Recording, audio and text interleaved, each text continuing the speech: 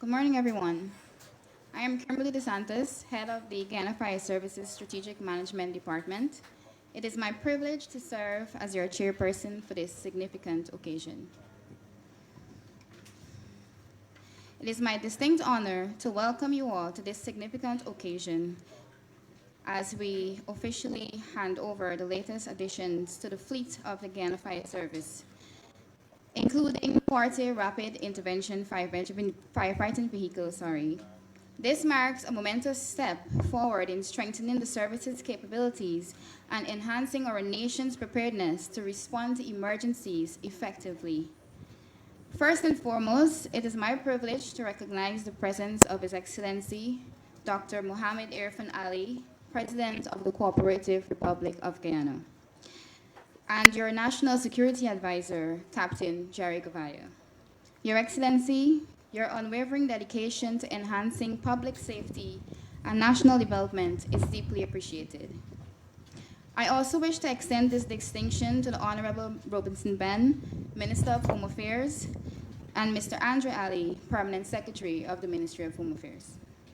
Allow me to further acknowledge the presence of the Honorable Dr. Ashley Singh, Minister of Finance, and Honorable Sonia Parag, Minister of Local Government and Regional Development. A special welcome is extended to Her Excellency, Ms. Jane Miller, British High Commissioner, Mr. Gregory Beckham, Chief Fire Officer of Guyana Fire Service, and Mr. Dwayne Scotland, Deputy Chief Fire Officer. I also recognize Brigadier Omar Khan, Chief of Defense Staff, Mr. Clifton Hicken, Commissioner of Police, Mr. Nicklon Elliott, Director of Prison, Mr. James Singh, I think he's not here, sorry, and Colonel Sheldon Howell, Director of National Intelligence Security Agency. I must also recognize Mr. Ramesh Sugrim, Chairman of the Fire Advisory Board, Mr. Marlon Gentle, former Chief Fire Officer, and Mr. Compton Sparman, Chairman of the Training and Recruitment Board. To all other senior officers, managers within the joint services, members of the Ministry of Home Affairs, members of Guyana Fire Service, representatives of media houses and platforms, and distinguished guests, thank you for being here today to celebrate this milestone.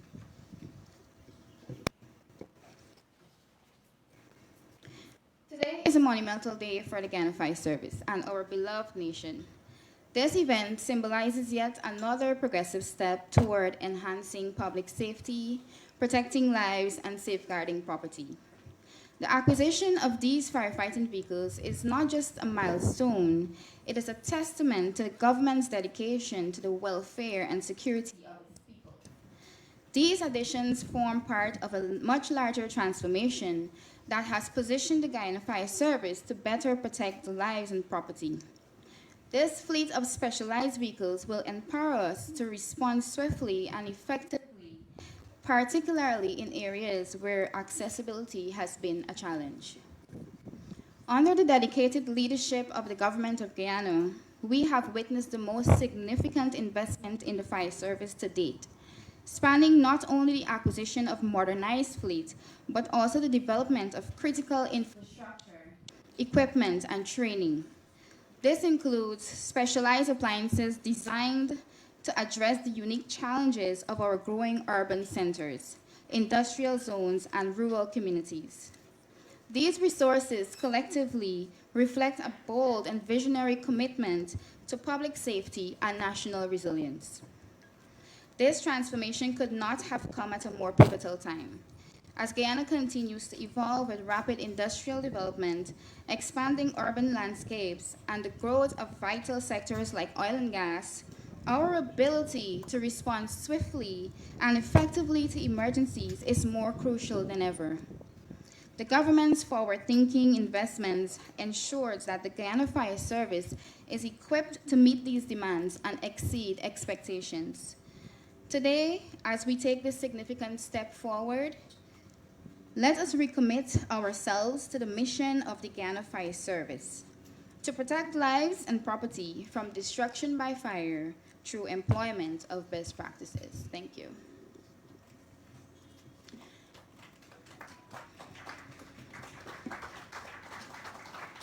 It is now my honor to invite Mr. Gregory Wickham, Chief Fire Officer of the Guyana Fire Service, to deliver his remarks.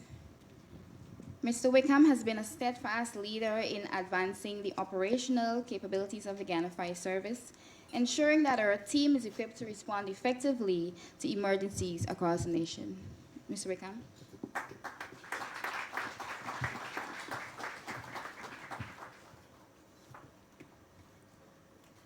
Thank you very much, Madam Chairperson.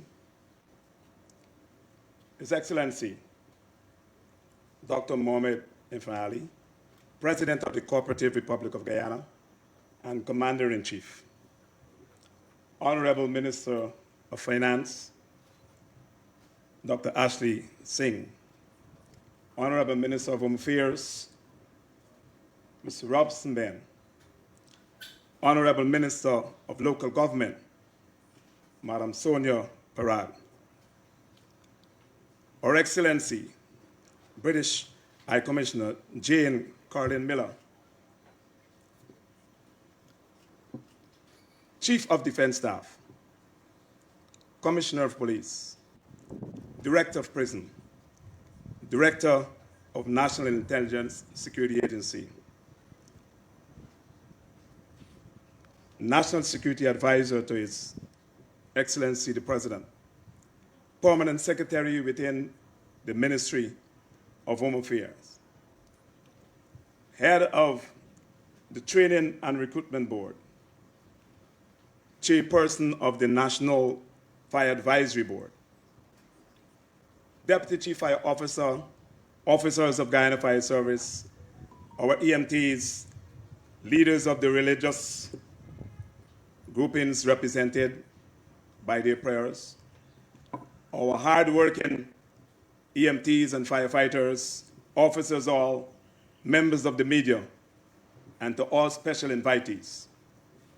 Today, it marks indeed an important milestone in the history of Guyana Fire Service. I spoke to and with the Honorable Minister of Home Affairs, indicating to him in my years of service that this is the first occasion where the Guyana Fire Service would have the President to be a part of any ceremony.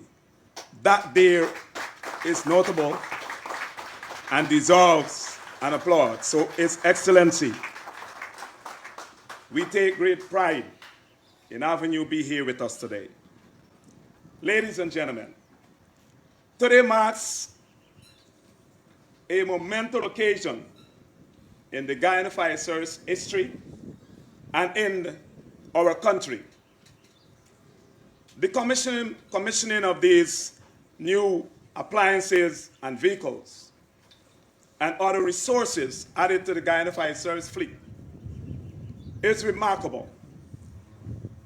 And I dare to say that this commissioning ceremony would be the largest by any means ever done by the government of Guyana to the Guyana Fire Service. That in itself, I think, deserves a round of applause. I would like to take this opportunity to extend our heartfelt thanks to the government of Guyana for their invaluable support in making this day possible. Your commitment in ensuring that our fire service has the tools and the need to respond to any emergency, to save life, to protect lives and property from destruction by fire, is worth the while commending.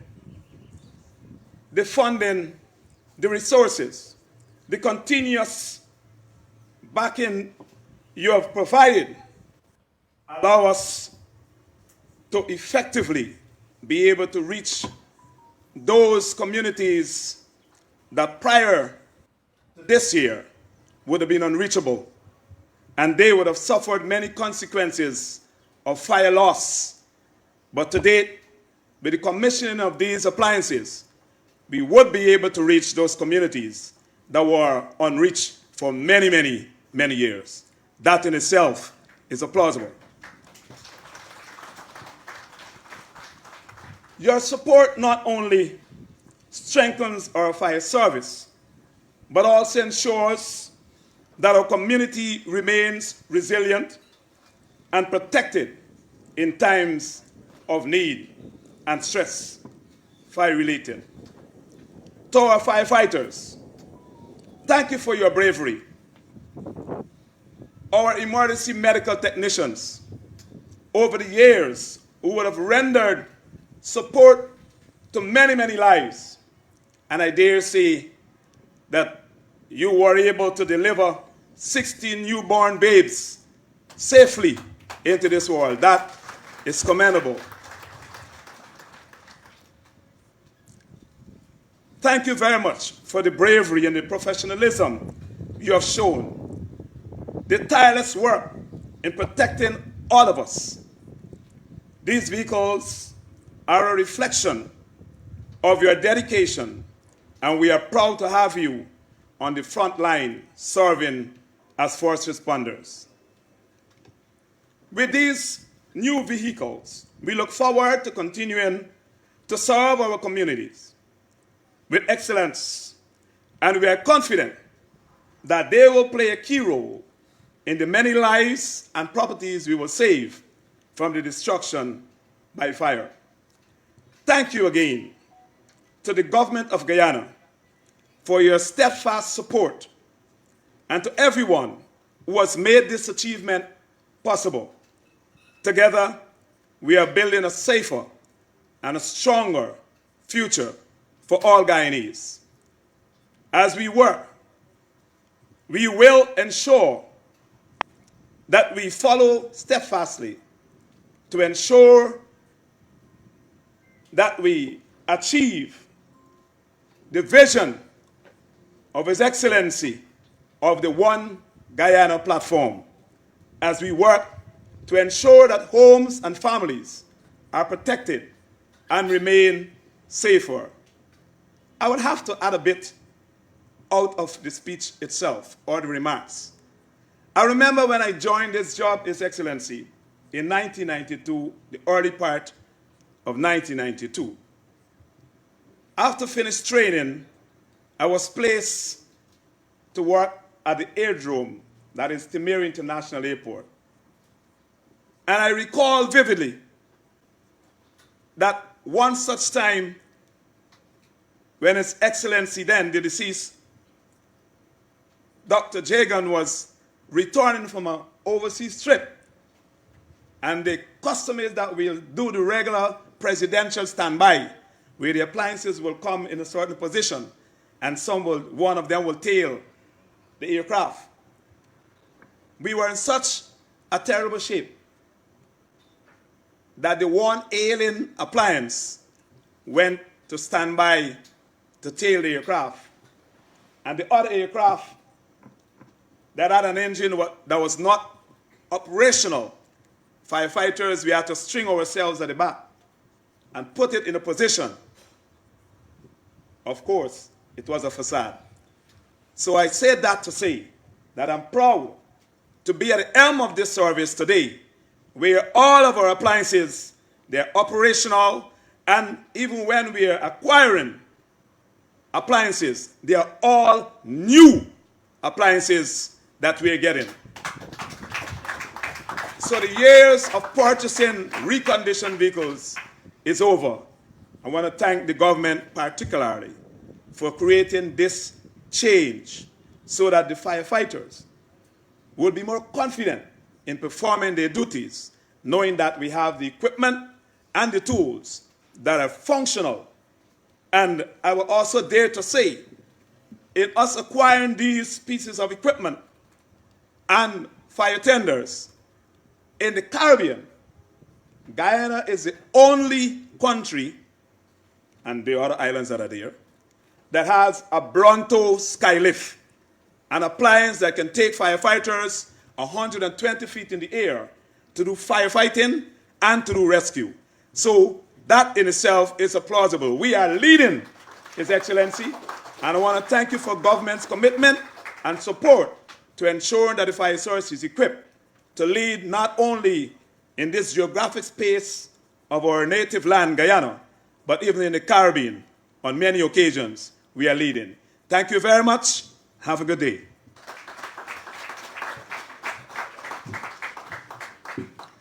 Thank you, Chief Wickham, for your insightful words and for your unwavering commitment to the development of the Guyana Fire Service.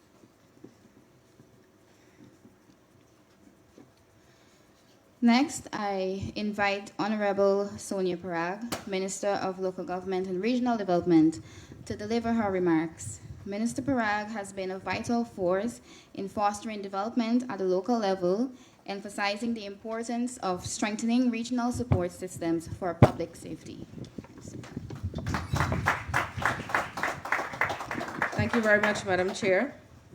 His Excellency, Dr. Mohammed Irfaan Ali, President of the Cooperative Republic of Guyana, heads of the Joint Services, Minister colleagues of the Cabinet, as well as the Permanent Secretary of the Ministry of Home Affairs, our National Security Advisor, Mr. Jerry Zofaya, our British High Commissioner, and officers of the Fire Service, distinguished invitees that are here. Good morning to you all, and may I wish you a healthy and prosperous new year, since this is the first time of the year I'm seeing you.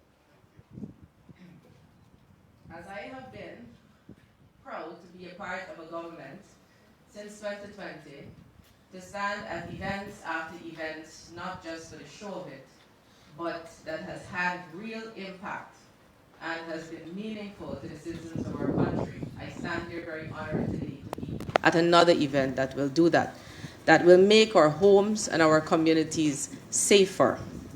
Very, very recently, as in days ago, His Excellency conducted a visit in Region 10. And at that visit, he made a statement that said, we're not asking for political power, we're asking for political responsibility. When you have political responsibility, you will make decisions and you will make investments that will be for the people and for the welfare of the people. To make our communities safer, to make our people happier, to make our businesses thrive, to make our economy on the whole thrive. This particular event is significant in the sense that it will not only equip the Guyana Fire Service, but it will also enable the capability or the ability of the neighborhood democratic councils to adequately respond to the needs of the citizens in a community. And so at the local governance level, His Excellency has demonstrated his political responsibility and his astute leadership yet again. We have never in the history of this country been able to, at now, 40 NDCs, because you have 40 of these mobile firefighting vehicles be placed at the NDCs. In addition to that, it doesn't just stop there. It's not you're taking a vehicle, plumping it on a body or an authority, and then they just use it wildly. Personnel will be trained as auxiliary firefighters to be placed at each of these NDCs for the effectiveness that we want out of this and the quick responses that we want out of this. When you have political responsibility, as His Excellency stands as the head of state of our country, you do not sweep issues under the carpet. You confront them, you invest, and you find the best possible solutions for those issues. And that is what he has been doing from the time he took office. This demonstrates that, because we have had reports. We don't shut our eyes to issues. Every community, several communities, when you open the newspapers, maybe you'll get a message directly. You'll see it on social media in 1 minute, where a house is burned down, where families are being burnt to death, where lives are being taken from us. And in very, very prompt response to that, His Excellency invested to ensure, our President invested to ensure that our communities are equipped, not just from a central level, but at that local level. At that first level of engagement. And that is the kind of consultation, that is the kind of investment, that is the kind of impact that we want to have. And I continuously see it. So, if I may say so myself, this is a direct honor to our constitutional and the fundamental rights in our enshrined in our constitution, to the right to life and protection of life. And I'm very, very happy, but I would want to give a charge that though we have the vehicles, and though the government and His Excellency is making sure that he provide those equipment to make you capable, that you, the personnel, have to ensure that you carry out your functions to a T, that you respond with the effectiveness, because we can't have a one Guyana just by holding a tent and putting all 6 ethnicities under it. We have to ensure that our resources are delivered to the people equitably, and we have to ensure that we respond to every community equitably. So this is why the personnel, you, the people, you, those who are in charge of these vehicles, it's necessary that you be as professional and ensure that you carry out your functions to a T. So with those brief remarks, again, I'm very, very pleased to be a part of this event. Thank you very much. Thank you, Minister Parak, for your encouraging words and for your steadfast support of the initiatives aimed at enhancing the capacity of local and regional bodies to ensure public safety and community resilience. It is now my honor to welcome the Honorable Robinson Ben, Minister of Home Affairs, to deliver his remarks. Minister Ben has been instrumental in driving strategic initiatives to improve the effectiveness of our public safety agencies, including the Guyana Fire Service. Minister Robinson Ben.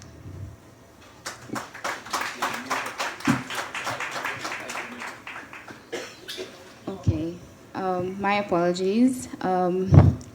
I would like to invite Her Excellency, Ms. Jane Miller, to give brief remarks. Thank you. I thought I got away without having to say anything. Your Excellency, please allow me to stand on existing protocol, but it's a huge honour to be here today. So I'm Jane Miller, the British High Commissioner, and what an honour it is to be here to see the opening of this new fire station, but also the vehicles that are here. So Ghana, we're in a really exciting time in Ghana. Everywhere we look, there's new buildings, new hotels, new bridges, new things happening. And anywhere around the world, we know that fires are a risk. And fires are becoming increasing risk. I don't know if any of you got push alerts, but I've just had one for the BBC. People killed in California by wildfires. As climate change happens, we will see more fires happening. And I know in Guyana, when my team was just talking to me earlier about wildfires in Guyana, and I understand that from January to April last year, Guyana Fire Service responded to 1,285 fires. So fires are a reality, whether we're talking about the economic growth and all the new buildings, or whether we're talking about wildfires, or whether we're talking, one of the wonderful things I love about Georgetown, or about Guyana, is its wooden properties. Aren't they stunning? But they are a fire risk. So I think it's excellent that investment is being made in the fire service. And the company that the government has procured these fire engines from is a UK company called Angloco. And I had the honour of going to visit them just in September this year. They are a world-class organisation. As we were going around, I was seeing fire trucks that are being built for New Zealand, for Hampshire in the UK, for Essex, for Barbados, and for Guyana. What's unique about this company is that they custom make it for every country. They work out what are the needs for that country and make sure it's made. These are world-class vehicles you have here. They're innovative. And this is what the UK provides. One really important thing about Angloco is they've had a long relationship here in Guyana. They've been working for the last 30 years. So something the UK does is when we bring in companies, we're not fly by night, come in, deliver and off. We want a long-term relationship. Angloco is a really good example of those kind of long-term relationships. The last 30 years they've been working here. They provide innovation. They provide customized service. Not only do they deliver, but they also provide maintenance and training to the fire service. So they provide a complete package. So I'm incredibly proud that it's a British company that's behind this, and I do know that this will save lives. So huge congratulations.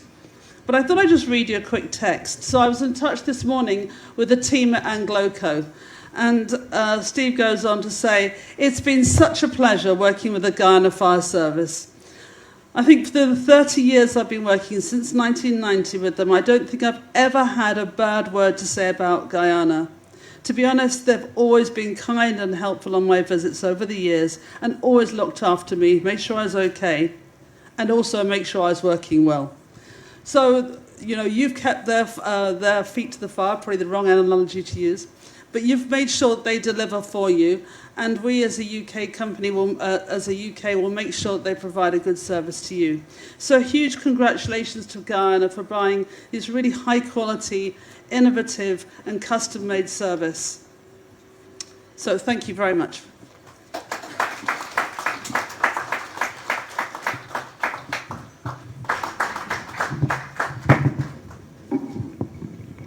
Thank you, Minister Ben, for your inspiring address and for your visionary leadership in transforming public safety in Guyana. Your unwavering support for the Guyana Fire Service continues to strengthen its capacity to serve the nation. Thank you. Finally, it is my great honor to invite His Excellency Dr. Mohammed Irfaan Ali, President of the Cooperative Republic of Guyana, to deliver the feature address. His Excellency has been a champion of national development with a keen focus on improving infrastructure, enhancing public safety, and ensuring the overall well-being of the people of Guyana. Your Excellency.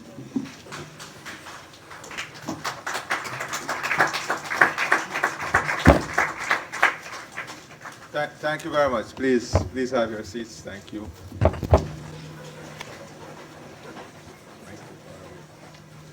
First of all, allow me to congratulate the Fire Chief and the Guyana Fire Service, the Ministry of Home Affairs, on this great occasion when we have made our largest single most investment in assets, both fixed and movable, that would enhance your capability and create what we are building, that is a modern ecosystem and a modern set of infrastructure that would aid you and help you in your ability to better deliver service from the fire service to every Guyanese. I want to acknowledge all the members of Cabinet, the heads of services, the National Security Advisor, the British High Commissioner, and I want to thank you, Jane, for your keen interest in ensuring that this project, or this procurement, was completed in a very efficient way. I want to also thank the Ministry of Home Affairs and the Guyana Fire Service for ensuring that they work steadily on having this project completed.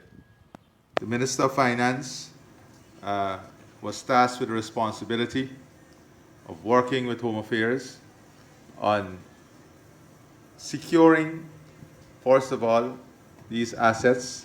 And at the time when we placed the orders for these assets, it was different shocks in the global logistics supply chain.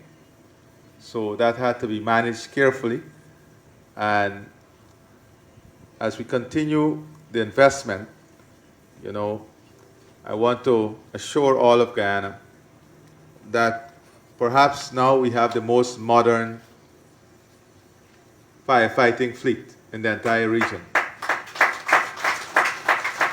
But that is just one component of the equation. We have to ensure we have the right human resource skill set and mix, and we have been investing in that. We have had an adjustment to the scale of firefighters and officers and ranks in the joint services, and I want to acknowledge the heads of the joint services, the NISA director, and of course our national security advisor. And we had those adjustments in the ranks of our joint services. In the adjustment, there were some anomalies that had to be addressed, one of which was the difference in the basic salary of ranks at the lowest level, that's at the level of constable. I think it was 130. Is it 130, right? 130 in some agency, and it was 105, 110 in some agencies. So I've issued, I've spoken to the Minister of Finance, and I've asked that he ensure that every rank in the Guyana, in the joint services, that is at the constable level, that every rank be paid a minimum salary of $130,000, so that there's consistency. So you have constables in the police force, in the fire service, and you have privates who are at 105 and 110. They will be adjusted to 130, so we have equity across the scale. So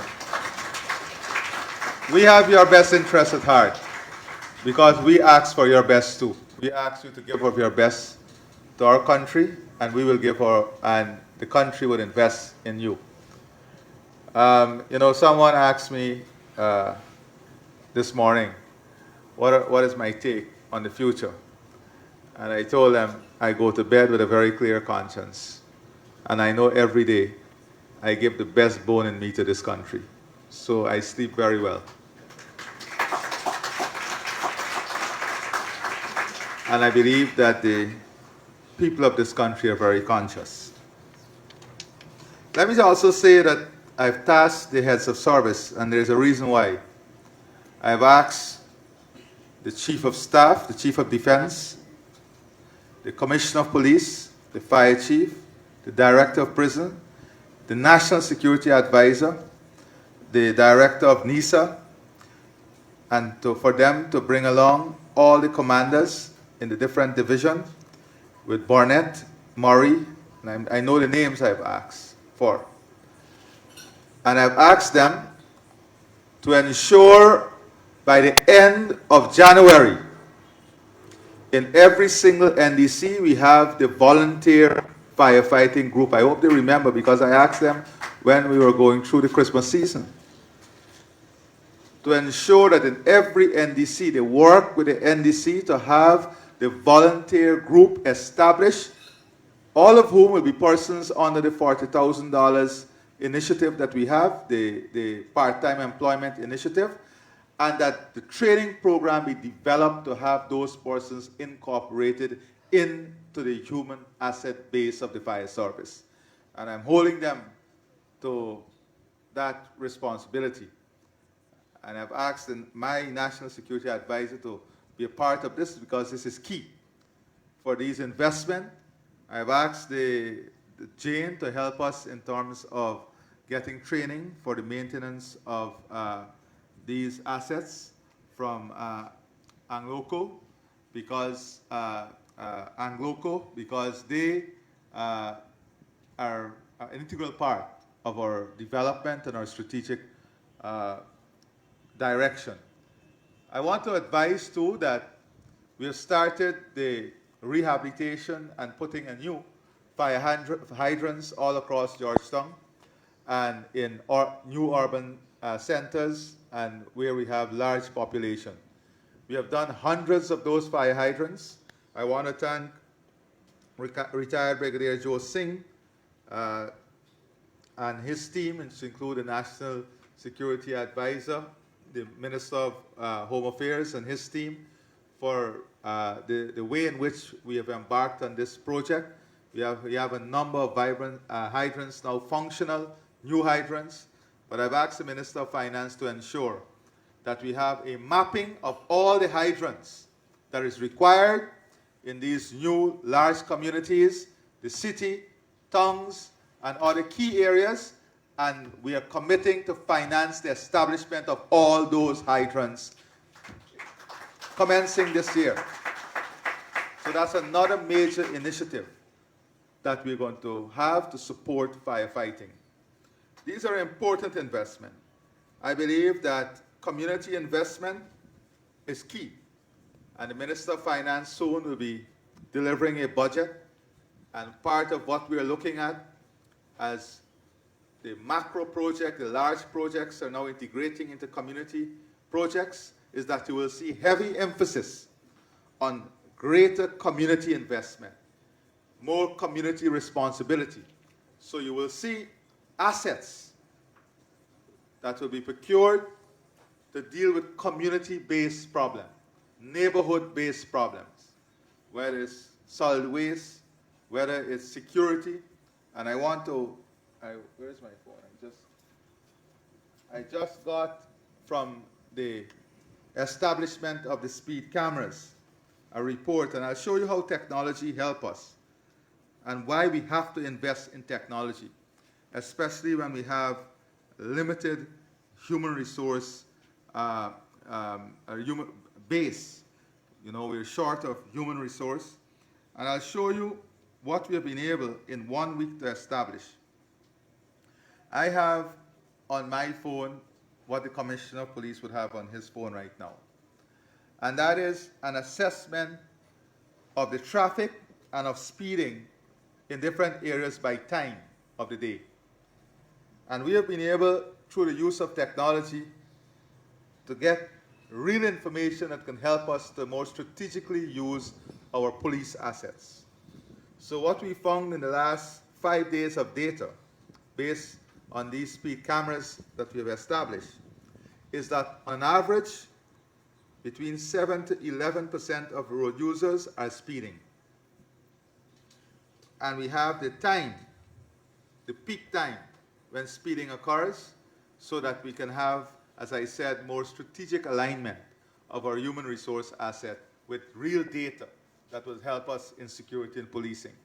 So as we build out this architecture, it is not only for the fire service, but it is also how we're going to integrate security in that national security plan, in the national security architecture that is going to support safer living, better quality of life, and more secure communities.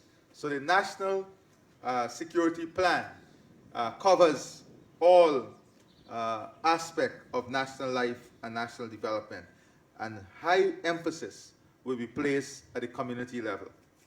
We are responding, of course.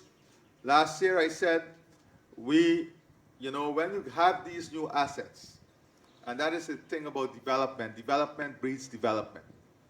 So when you have these new assets, for example, a new boat that we have at Northwest, because you have this new boat, more production is occurring in Northwest, more people are traveling to Northwest, more cars, more of the miners, more foresters are using that service.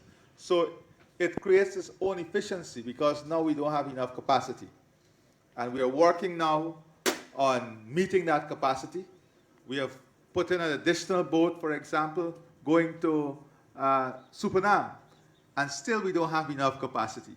So the growth that is taking place is widespread, it's regional, and that is why we have to invest in state-of-the-art assets that match the infrastructure and ecosystem of the growth that is taking place nationally. And that is why you see these type of firefighting equipment. I don't know if the media will have a demonstration, but if you open these vehicles that can go into any street in any NDC, you will see they're capable of fighting any major fire in a house. They have all the assets within this vehicle. they have the pumps, they have everything that the big fire tender would have, except that initial water storage capacity that can fight fighters. So when one of this turn up in a street, and we're hoping to put one in every NDC and then two maybe in every town council across the country. When one of this turn up, they're immediately capable of fighting the fire from these vehicles that you see here. So they have all the capacity and capability to fight the fire and so on. And you can see it's designed for quick movement, low maintenance. So we will have a major training in terms of the maintenance program. So as the Minister of Home Affairs said, we have to keep a pace with the development. And that is why we are building our capability, our marine capability. We are doing it with the security sector. By the end of February, the Commissioner of Police will have to account for all the landing areas along the river that is supposed to be completed, so that we have landing areas that help us to fight crime with the fast boat from the marine arm of the Guyana Police Force. By the end of February, the Minister of Home Affairs know that they have to get that fully established. We have given them enough time. The firefighting capability, we are now having our second marine capability, and we're also going to look at how we expand, because we have to use our natural asset. The river is an important natural asset that can help us in crime fighting, that can help us in all of this, and we have to leverage it to its optimum, and that is what we're doing. So today is a very historic day, but I want to spend some time now going through what is the strategic direction, the 10-point plan that we're looking at for the Guyana Fire Service and that we're implementing. You have all heard the saying that fire is a good servant, but a terrible master. Republic Day this year, which is on the 23rd of February 2025, will mark the 80th anniversary of the Great Fire of Georgetown of 1945, which flattened the heart of the city's commercial district. That is a part of our history that we would never ever want to contemplate again. Some of the major fires in our country took place within the country's commercial district, and especially in the area bordered by Water Street, Church Street, South Road, and High Street. Perhaps it is given the magnitude and widespread destruction caused by those fires that led to the decision to locate the headquarters of the fire service in proximity to the city's commercial district. However, over time, the location of the central fire station became overcrowded with vendors and minibus and car parks. This affected ingress and egress of fire tenders. Given that timely response to fires is vital to reducing losses and damage, and considering the need for a larger headquarters, we took the decision to establish a new headquarters. This location was one of the few suitable places which could be found, and we moved ahead with its construction and is completed today. I want to thank all those who are involved in bringing this project to fruition. This is a red letter day in the history of Guyana Fire Service, because apart from the commissioning of this new headquarters, we're also receiving a new fleet of firefighting vehicles and equipment. This fleet is important in terms of the new direction in which we are guiding the Guyana Fire Service. This new direction must be responsive to the challenges of firefighting in Guyana. We have to therefore build a fire service that is fit for purpose. Guyana's coastline is 459 kilometers long, and running alongside is a ribbon of villages and communities. There are also communities along our main riverbanks. Given this geography, it is challenging to establish enough fire stations along this expansive coastline and riverbank communities.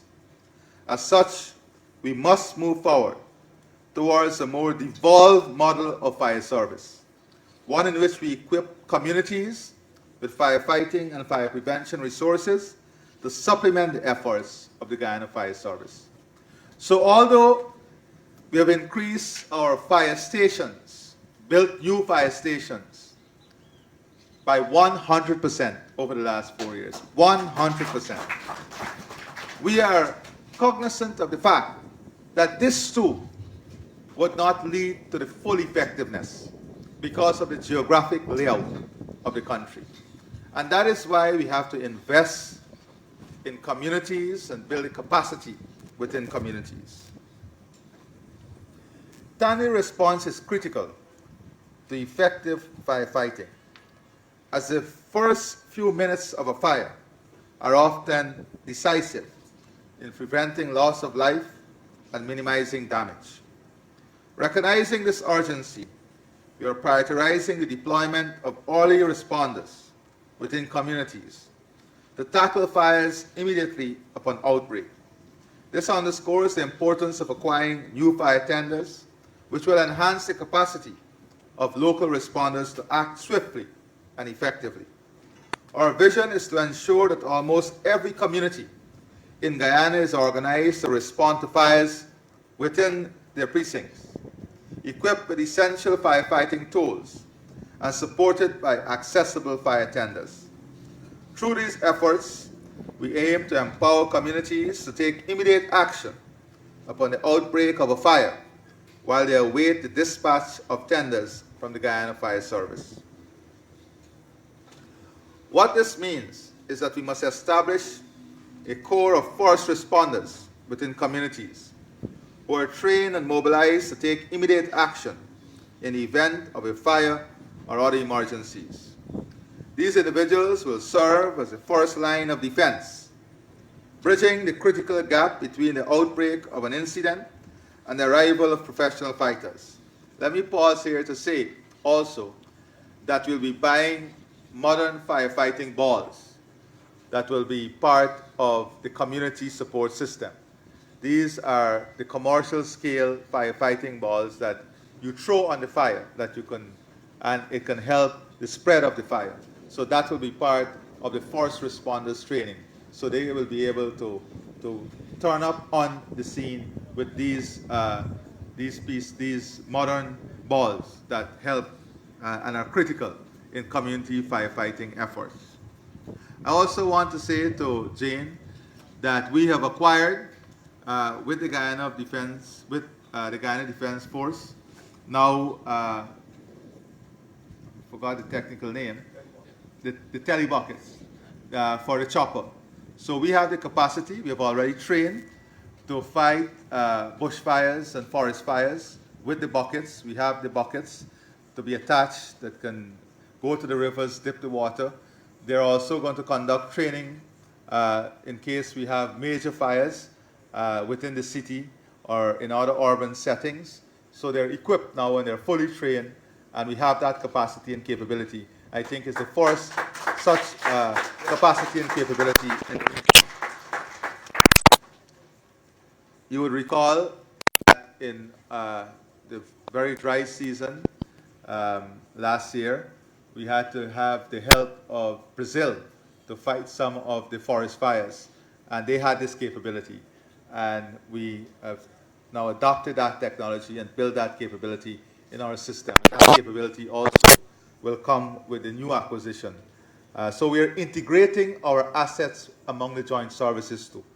And that is critical, how we integrate assets. Soon you will see the Guyana Police Force also developing their air wing so that we can have greater capacity in that department. And that will occur as soon as, and by the end of January, I was told mid-February, the Guyana Defense Force would complete the full rehabilitation of the Ogle hangar so that we will have a more efficient deployment area for our air asset. And the Guyana Police Force will be also part of that, our joint drone strategy. is also important. So these are all key investment across the, the joint services that we're integrating. This approach represents a new model. We are building one that emphasizes, that is the community model, one that emphasizes community involvement and preparedness as key components of a robust emergency response system. By developing this network of local support for the Guyana Fire Service, we aim to create a more responsive framework where communities play an active role in safeguarding lives and property. I also want to spend a minute thanking Dr. Box and his team of all responders for a tremendous work. They are doing outstanding work. They are building a model and they are implementing a model that is second to none in the region. And I want to really compliment them for the work that they are doing and to let them know we are very, very proud of the work you're doing. So all of you guys and girls and Dr. Box, I commend you for your work in this emergency response and emergency services. Now I want to speak a bit about this 10-point plan. All this forms an integrative framework to improve firefighting. This morning, as I said, I would, for the first time, I think, speak holistically about this 10-point plan for the Guyana Fire Service. The first is a legal and regulatory framework. The first pillar of this plan is the improvement of the legal and regulatory framework for fire prevention.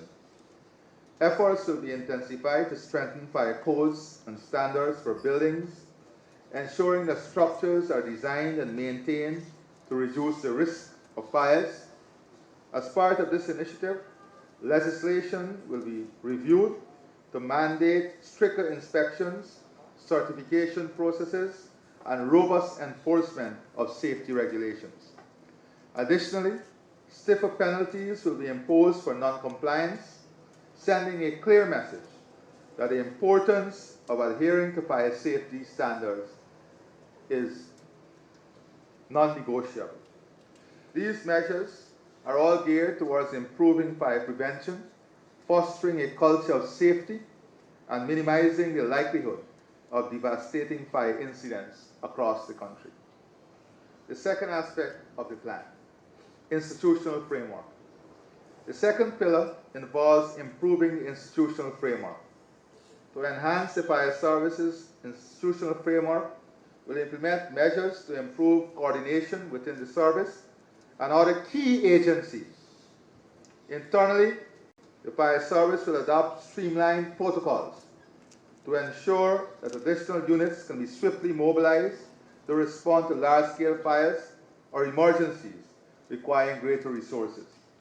Externally, collaboration with agencies such as the police, the Guyana Power and Light, the Guyana Water Authority will be strengthened to provide comprehensive support during fire incidents. These partnerships will be built on technology and will ensure, among other things, efficient traffic management, safe power disconnection, reliable water supply, and other critical services, enabling the fire service to perform at its maximum capacity and protect lives and property more effectively. The third aspect of the pillar, risk assessment and prevention. The third pillar concerns risk assessment and prevention. The strategy here requires identifying areas of possible high risk.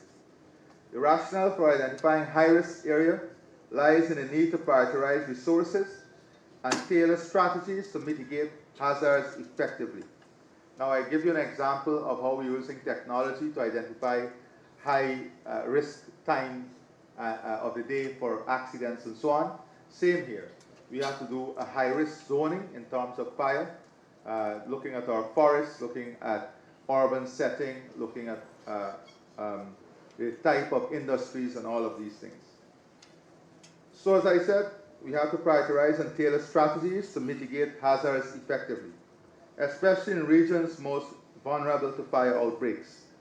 High-risk areas often include densely populated neighborhoods, industrial zones, commercial districts and locations within limited access to water or firefighting infrastructure. To address these vulnerabilities, a comprehensive risk assessment will be conducted to create a map. That map would indicate such areas and evaluate their specific challenges and how best to respond to these. So firefighters within given locality will be trained to operate within that locality. So you have your generalized training, but you will also know where every asset is, every pond, every drain is within that locality that you're operating. And a good example of this was last night. I spent maybe an hour and a half looking at what is happening in LA and to show how they use data and information from heat. And they were able to determine that certain areas were at very high risk. And they were able to locate assets hours before the fire. Of course, the winds was much higher than they expected, but they were able to locate and sound early warning in areas. And with climate change, we have to understand that we must have this capability also because of the layout of our country, the forest cover in our country, which is a tremendous asset. We cannot afford to lose 10,000 acres of forest with a fire. The biodiversity loss, the ecological loss, all of these things.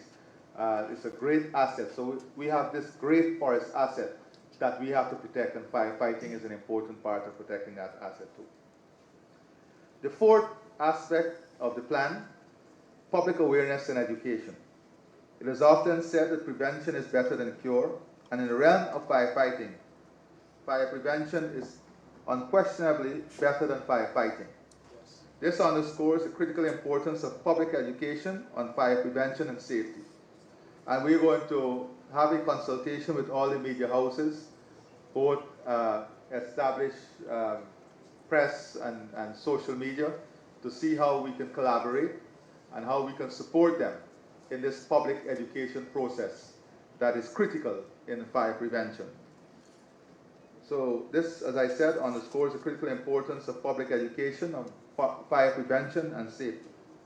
Fire safety education must become a cornerstone of our efforts, reaching schools to instill knowledge from an early age and extending into communities to foster widespread awareness. Businesses and occupants of large buildings must be equipped with knowledge of first aid techniques and evacuation procedures to ensure swift and orderly response in emergencies. Building strong community relations is equally essential, as it allows us to enlist the community's support in promoting fire safety and preparedness. The fifth aspect of the pillar, emergency response mechanism. Improving emergency response is the fifth pillar of our National Firefighting and Fire Prevention Plan. We recognize that time is of the essence in responding to fires and other emergencies. Swift response can mean the difference between a minor incident or a major disaster, making it imperative to reduce response times across the board. To achieve this, we'll invest in strategically located fire stations, ensure fire tenders are readily available, and strengthen community-based first responder systems. Additionally, improving communication systems is crucial. We'll implement modern technologies to streamline dispatch processes. These efforts will ensure a faster, more efficient response to emergencies, ultimately saving lives and minimizing damage.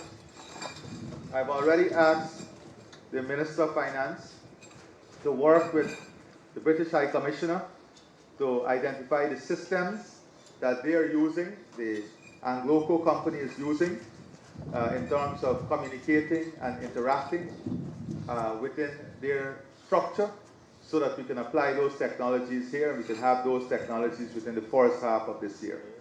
So that is another aspect of the collaboration. We're also working with a number of retired servicemen and women, Guyanese, who would have served in the UK, the US, and Canada. And we are trying to recruit them to come back here so they can infuse a different culture, they can infuse their training, they can infuse their experience, with our younger firemen and women so that we can have a transfer, a more, what I would say, practical transfer of technology, experience, and knowledge. I've asked the Minister of Home Affairs and the National Security Advisor to get that database from Ms. Rosalinda, who is heading this desk dealing with our diaspora, so that we can engage these persons, some of whom will want to come back and share in the development of our country. So the sixth aspect of the pillar, infrastructure and equipment. The sixth pillar of our 10-point plan focuses on better resourcing the fire service to enhance its effectiveness and resilience. This includes equipping the service with modern firefighting equipment, such as advanced firefighting vehicles, specialized tools, and state-of-the-art personal protective gear to ensure the safety and efficiency of our firefighters. Additionally, we leverage cutting-edge technology, including drones for aerial assessment. By investing in these resources, we aim to empower the fire service with the tools and technology necessary to address fire incidents swiftly, safely, and effectively, aligning with the demands of a modern, evolving environment.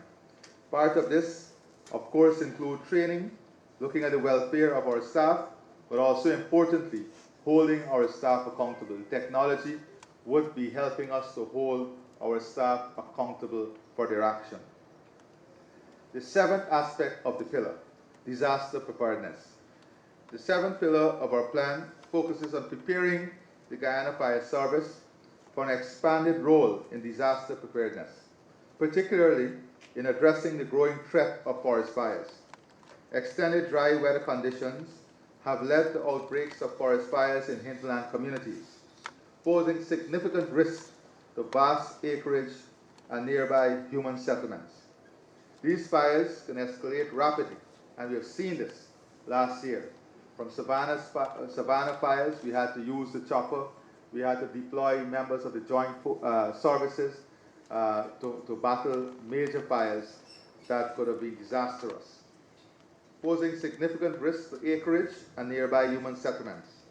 These fires can escalate rapidly and may require at times evacuation. To combat this threat effectively, we aim to strengthen the fire service's capability to respond to and manage forest fires.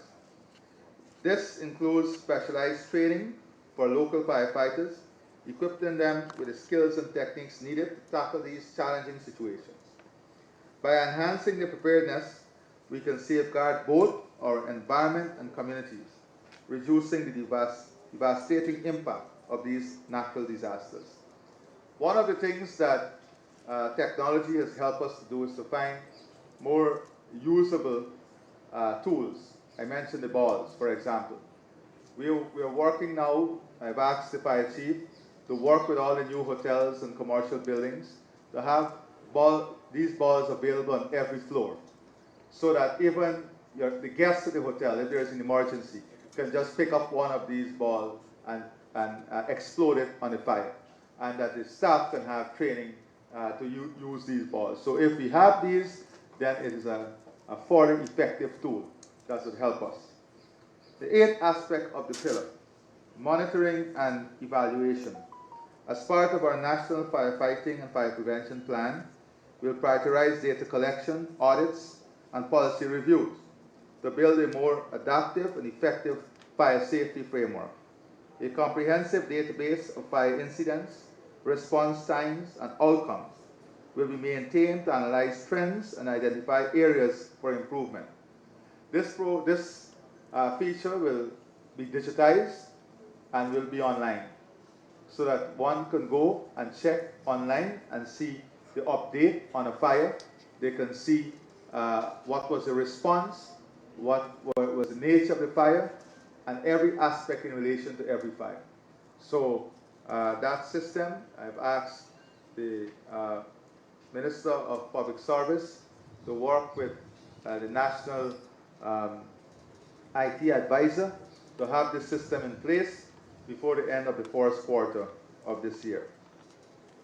So this system would also help us with periodic reviews for the fire safety policy that will incorporate lessons learned from past incidents and leverage advancements in technology to refine our strategies. The ninth aspect of the strategy, human resources. The ninth pillar of our plan concerns our human resources. Human resource development is crucial to the long-term success of the fire service, and we are committed to strengthening this foundation by recruiting more firefighters and providing them with comprehensive training, both locally and internationally. By investing in training programs, we aim to equip our firefighters with the knowledge and skills required to handle the diverse and complex challenges of firefighting and disaster response.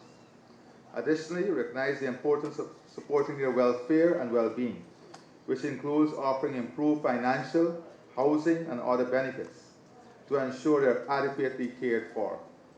Creating a positive and supportive environment will not only attract more individuals to pursue a career in firefighting, but also retain experienced personnel, building a strong and dedicated team capable of safeguarding our communities effectively. We have to build in our firefighting system the dignity that comes with this job. When you look at the developed world, firefighters are held in very high esteem. First responders, held in very high esteem. We have to shift this culture and create a new culture in this country where these men and women who is giving up their life will enjoy that same level of respect and dignity, and that is key and crucial. The 10th aspect of the plan is our strategic focus. The 10th and final pillar of our plan acknowledges the growing economy and expanding industrial base of our country, and emphasizes the need for the fire service to adopt a stronger strategic focus to respond to emerging challenges. As industries grow and new sectors develop, the complexity and scale of fire risk will evolve, requiring the fire service to be adaptable and forward-thinking. Additionally, the impacts of climate change, such as increased incidence of extreme weather conditions and forest fires, will further complicate firefighting efforts. To meet these challenges head-on, the fire service must continuously develop its capabilities and ensure that its strategies align with the changing needs of a dynamic and developing nation. Our laws and regulations for the fire service were written when we had Stabroek Market and one small wharf. Today, we have shore base all across the Demerara River. Today, we are talking about a deep water port. Today, we have industries that are created in every single neighborhood across the country. So we have to very quickly, re-strategize and reorient ourselves to meet the future of our country. Now, that is the 10-point plan in summary. The new headquarters of the Guyana Fire Service must serve as a nerve center. This is not just a headquarter building, it's very important. Must serve as a nerve center for rolling out a strategic plan that aligns with the government's vision for a modern and highly efficient fire service. This must provide the moderation of the service with state-of-the-art facilities, advanced technologies, and a well-equipped, highly trained workforce. Now, I don't know how many of you travel around the country, but when you pass some of the new police stations, and there are many, and the rehabilitated station, it gives you a sense of pride. And, you know, it is more friendly, more customer friendly. The building itself is more friendly. And that is what we have to create, more friendly, service-oriented infrastructure, both physical and human. The public is entitled to a service that is not only responsive but proactive, capable of swiftly addressing fires, accidents, and emergencies with precision and effectiveness. The fire service should ensure faster response time, higher skilled personnel, and improved coordination between agencies.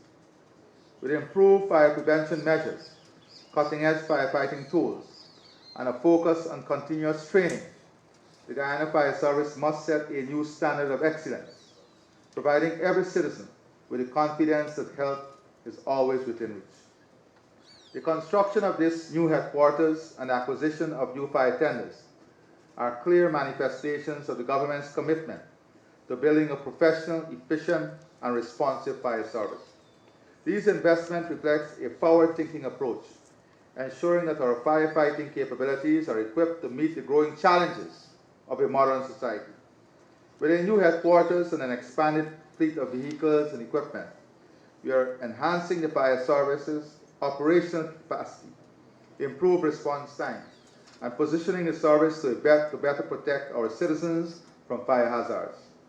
This is just the beginning of a broader effort to continuously improve the fire service, ensuring that it remains at the forefront of safety, preparedness, and professionalism. I urge the care of these assets and continued success to the work of the Guyana Fire Service. I thank you and God bless you.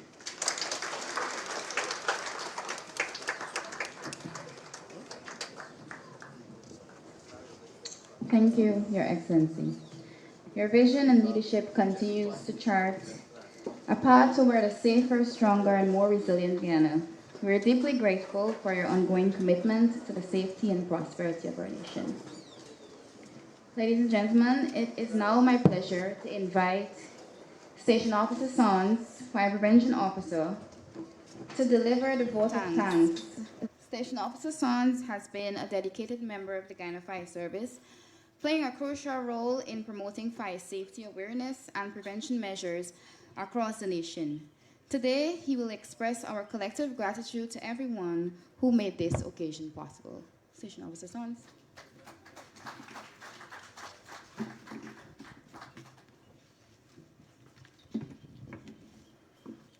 Thank you, Madam Chairperson, for the brief introduction. His Excellency, Dr.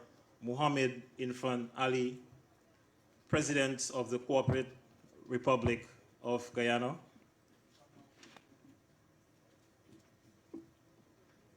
At this point, all protocols are observed. Good day.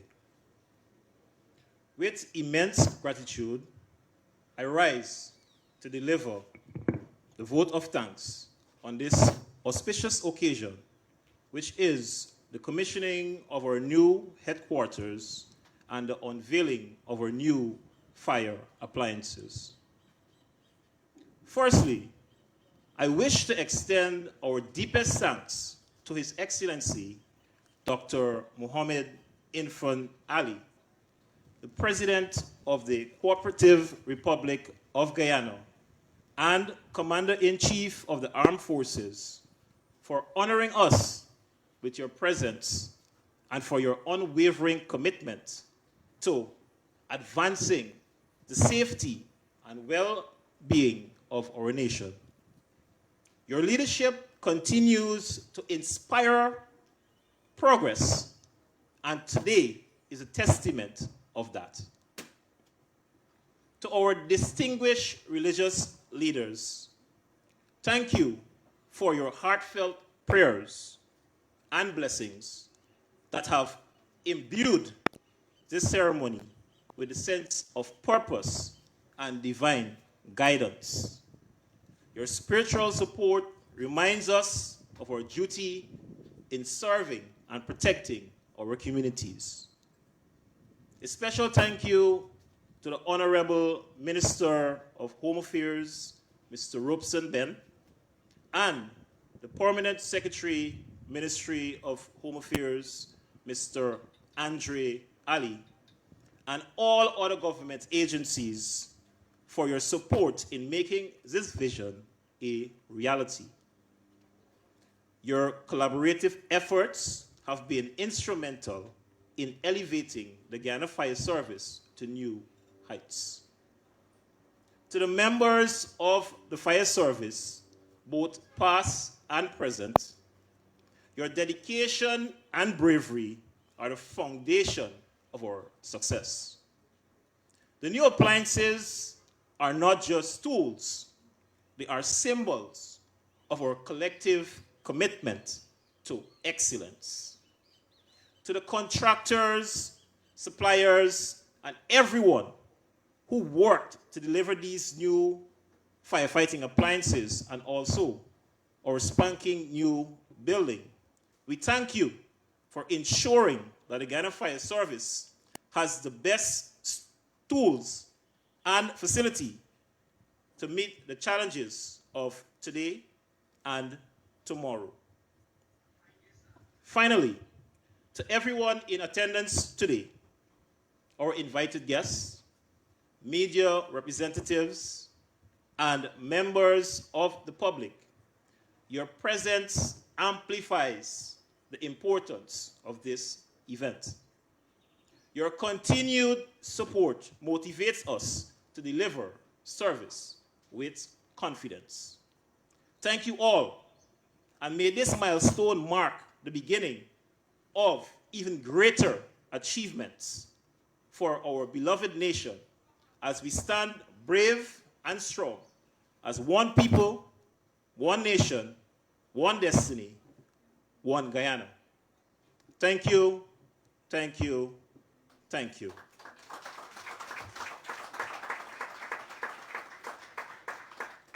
His Excellency, at this time, it is a gargantuan honor and a privilege to respectfully invite you for the commissioning of our new headquarters and the unveiling of our new fire appliances, His Excellency.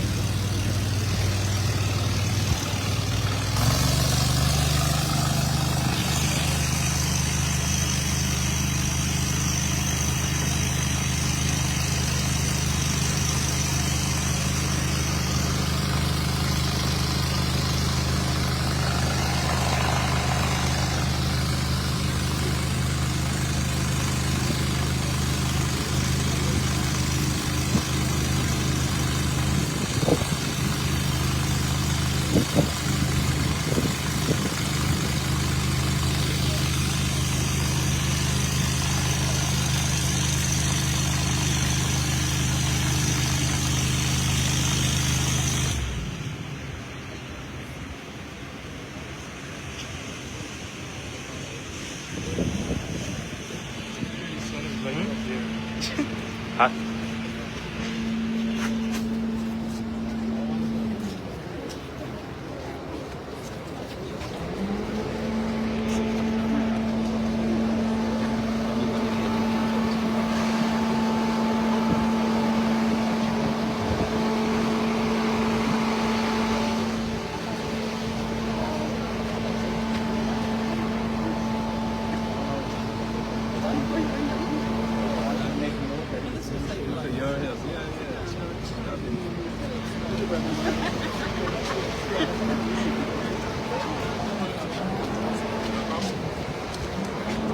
I don't